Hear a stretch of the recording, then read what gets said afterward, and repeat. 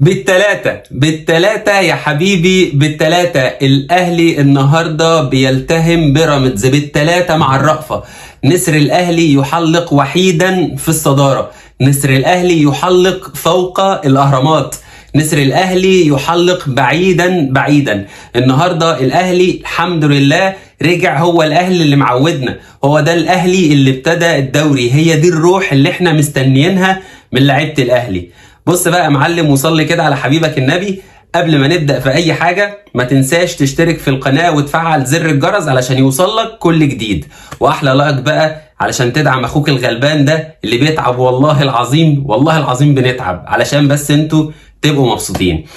بسم الله الرحمن الرحيم، نبدأ. وزي ما قلت لكم الأهلي النهاردة بيفوز 3-0 على بيراميدز وبيحلق وحيدا في الصدارة النهاردة ب27 نقطة في المركز الأول. النهاردة الأهلي على فكرة كان ممكن يعمل سكور عادي جدا، التلاتة دول والله يا جماعة مع الرأفة.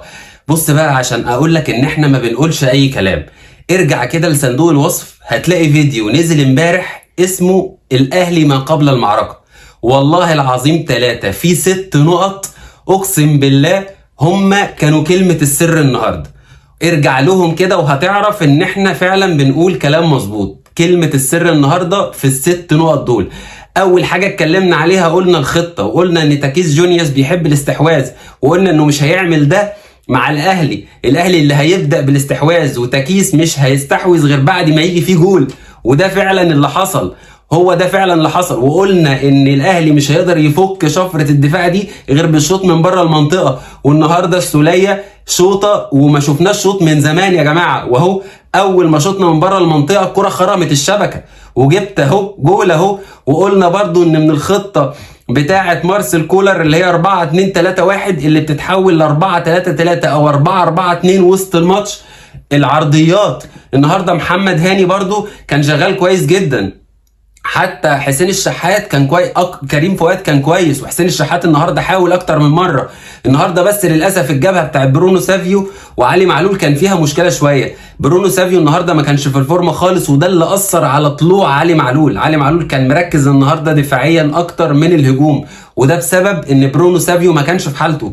ومارسيل كولر طلع برونو سافيو متاخر، لا هو جاي، هو من اول الماتش مش مركز، وما كانش ينفع تستنى عليه كل ده. كنت نزل عبد القادر من بدري، وكده كده في شوارع في خط دفاع بيراميدز كان هيستغل الموضوع ده جدا جدا. ولكن يا جماعه زي ما قلت لكم كل اللي احنا قلناه امبارح وكل اللي شرحناه لكم في الفيديو بتاع امبارح حصل النهارده، على الرغم ان مش كل حاجه حصلت. واحنا قلنا برضو ان في مشكله عند الاسترايكرز بتوع الاهلي، وقلنا برضو شادي حسين بيضيع، والنهارده جاله انفرادين وبرضو ضيعهم. يا شادي يا حبيبي استغل الفرصه، في مهاجم جاي في يناير، هتقعد انت وشريف على الدكه ومش هتشموها.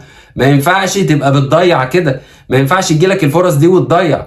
وقفشه برضو النهارده صحيح انت كنت بتلعب في حته المركز رقم 10 دي لا يعلى عليك بصراحه، وجدع جدع انك مسكت في مركزك واجبرت مارسيل كولر ان هو دايما يعتمد عليك. برافو يا معلم.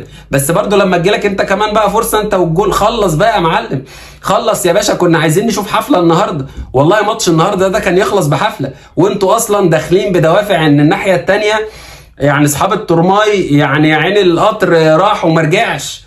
الناس اللي راحت هناك الزمالك اللي راح ما رجعش، ده في اسوان النهارده التماسيح التهموا النهارده الزمالك. فالنهارده الفرقه داخله بمعنويات عاليه. النهارده فعلا الفرقه رجعتنا كده للعب الهادي الرايق الراسي كده بتاع مارسيل كولر فعلا قاري تاكيس جونيوس. والله يا جماعه فعلا الراجل قاري، عارف الراجل ده بيلعب ازاي، وفعلا مذاكر كويس. وعلى فكره انت كان عندك النهارده هجمات مرتده كتير كنت تقدر تستغلها، وكنت تقدر تعمل سكور مستريح جدا. بس حلو الحمد لله، وكده كويس قوي، والحمد لله انها عدت على كده. وزي ما قلت لكم الحمد لله كل اللي احنا قلناه امبارح في الفيديو حصل، حتى النقطه بتاعه الشناوي، وقلنا ان الشناوي لازم يتكلم مع الدفاع. النهارده كنا كلنا واحنا قاعدين سامعين صوت الشناوي وسامعين صوت اللعيبه كلها بتكلم بعض.